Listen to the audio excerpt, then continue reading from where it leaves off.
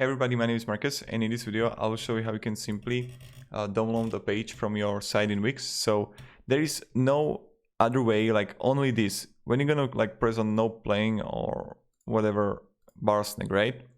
There is only one way how you can download the site.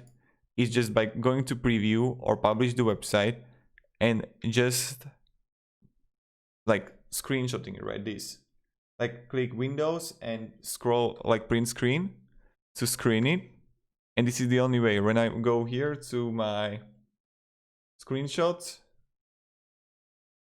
and I'm going to open it, let me show you. This is the only way how you can download the page, by just work around